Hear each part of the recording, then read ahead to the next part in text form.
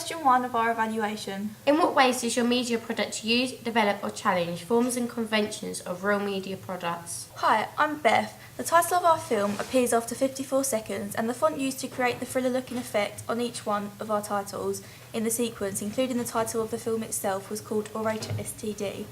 I also put a particular effect over this title which was called Dither Dissolve, meaning that it doesn't just flash onto the screen, it dissolves in and dissolves out, creating a certain type of mood.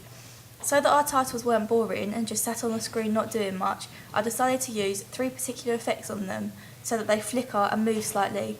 They were called Earthquake, Bad Film and Bad TV.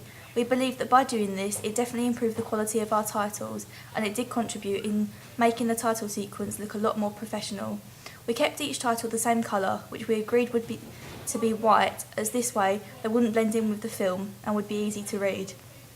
I left each title on the screen for around the same amount of time, so that the audience have enough time to read each one and then register what they mean and how it fits in with the film itself. And I'm Becky. We chose to film the majority of our sequence in central London to give our film a professional look, as many thriller films are filmed in a city environment. The main attractions that brought our film to life were Big Ben, Houses of Parliament and the London Eye. We chose to film at night to emphasise the fact that thrillers use low-key lighting. When our killer was looking for his second victim, we filmed this in London to show that anybody could be a target.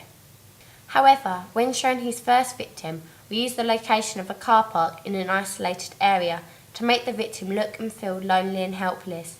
We thought this location was perfect and suited our film very well. For our actors' costumes, we stuck to the most conventional thriller methods as possible. Our main character, the killer, was dressed smartly in a grey suit with a shirt and tie. Unfortunately, the suit jacket and shirt isn't in fact visible due to the cold weather and him wearing a coat. However, there is a particular shot showing his suit and trousers and shoes, proving his costume was actually smart. He also wore black gloves, suggesting he wanted to keep his identity hidden, just like a killer would. We focused this costume on the stereotypes of a male killer to properly achieve the real look of the thriller genre. Both victims were female actors, myself and Becky, and we decided that our costumes will also be smart clothing, like for example we were perhaps office workers or business people. However, on the other hand, by doing this we wanted to portray a vulnerable, innocent side of these young women, which fits in with the genre conventions, maybe as if we were by ourselves on our way home from work in the dark. Props are a very important part in real professional films, and without them it wouldn't be complete. The props we used in our opening sequence consisted of a knife, obviously in possession of the killer, and also a camera phone, again belonging to the killer. The knife was extremely important in our film, as it was the weapon and the story most probably wouldn't have made sense without it. The mobile phone was only used in replacement of a digital camera, as the quality of the screen was a lot better, and it was imperative for this prop to be included in the particular scene. The audience makes the film feel real and like it fits in with the thriller genre. All of our sequence on a Sony camera. We used a variety of different shots, including wide shots for our title sequence to show off our extravagant location, to extreme close-ups of our killer's eyes to show the intense mystery. During our shoot, we encountered a small problem. It rained! To solve this, we had to put a waterproof jacket on the camera to prevent any damage. We used many different angles, such as high angles, low angles, and mid angles. We felt this gave our film a more interesting feel to it. The high angle can be seen when the killer is looking over at his second victim, and the low angle can be seen when the killer is walking past the road.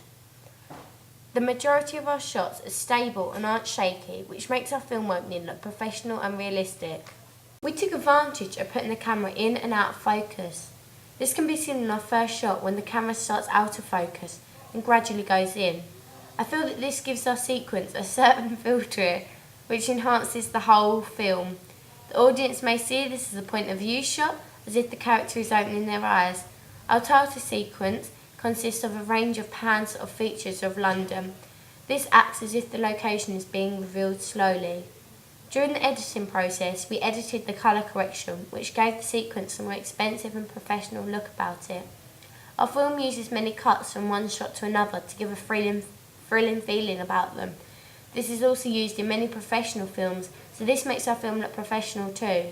Our fast motion shot near the end of the sequence of the killer was filmed by getting our actor to walk really slow.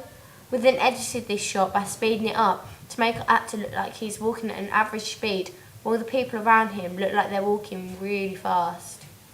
Sound and Foley plays an extremely important part in our opening sequence, as it definitely makes the film come alive and creates an immense amount of intensity. A lot of our sounds, which were classed as Foley, were recorded whilst we shot our film. However, once we began editing, we decided that it wouldn't be loud enough with the soundtrack over the top of the film as well. So we decided it would be the best option to record our Foley separately, making sure it would be loud enough. But unfortunately, once we had uploaded our recordings and placed them with the correct parts of the film, they were in fact too crackly and didn't sound professional. This resulted in us searching for the sounds we needed on the internet. This turned out to be a better move, and the new sounds fitted perfectly with our film. For example, loud footsteps for the killer walking down the street to emphasise how important his character is. Furthermore, our soundtrack was definitely made to create suspense, which we believe it did. The type of sounds that were put together were orchestral and also instrumental, and by using these, it makes the audience feel tense, whereas if there was upbeat music or even none at all, viewers may not get that on the edge of their seat feeling, which is what we hoped they would when making the soundtrack. Also, we made sure that it fitted with the scenes in the film, as if it didn't, it would be hard to understand what's going on, as of the music of course helps portray this. The film is a thriller, so we wanted to start the story off really portraying the mood and atmosphere. We wanted to ensure our opening was effective so that the audience would have wanted to continue watching. We have started our story from the clip in which she sees victim's dead body on the floor. We thought this was a good starting point, as this would shock our audience and give them an intense feeling that would surprise them and prepare them for the film. We then went on to showing the killer's feet and gradually going up his body, but hid his identity by showing little of his face. In our story, our killer then goes on a search for his next victim, and the ending shot of our opening is the killer's eyes. We felt this was good as it showed his identity and left the story on a cliffhanger, which we felt would make the audience intrigued to watch more. There are many different elements within our film which represent the thriller genre.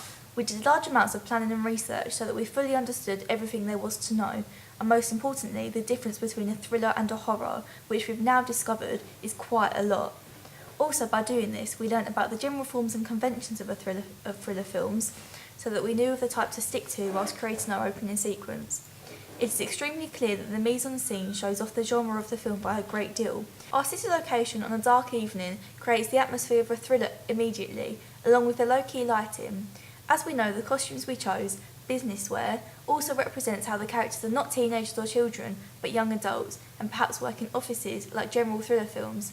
The camera shots and angles we used also represent the thriller genre, and go more into detail in Becky's section, camera work and editing. The soundtrack also does this and goes more in depth with my other part, sound and Foley. Overall, we wanted a suspense, mysterious opening sequence, and by considering everything we learnt about the conventions, we feel that we completed our aim for it to be just like this. Our main character is introduced from the beginning of the sequence because we felt that the audience needed to know the threat from the beginning. However, the first shots of him used are just his lower body, so that the audience doesn't find too much out about him. For the majority of the sequence, only close-ups using this character so that his identity is hidden. At the end of this sequence, an extreme close-up is used on his eyes. It gives the audience quite a bit of information on this character, although some people may feel that this isn't enough, as it is so close up, so this would still be hiding the identity, meaning the audience would want to watch more to find out who this character is. When the second victim is introduced, a high angle is used on her to make her look innocent and to belittle her. This is a point of view shot to make it look like the killer is searching for his next victim. Having the correct image control and lighting throughout our film was extremely important, and this was mainly because we filmed in the evening whilst it was dark. Obviously this meant that all of our shots would be dark, therefore we used a set of LED lights which would help to brighten them up. We did have a fair amount of difficulty with making the shots bright and visible enough, but we dealt with this issue once we had uploaded our footage to Final Cut, ready to edit. We adjusted the brightness and contrast to the correct amount so that our shots were still of a high quality as well as being bright enough.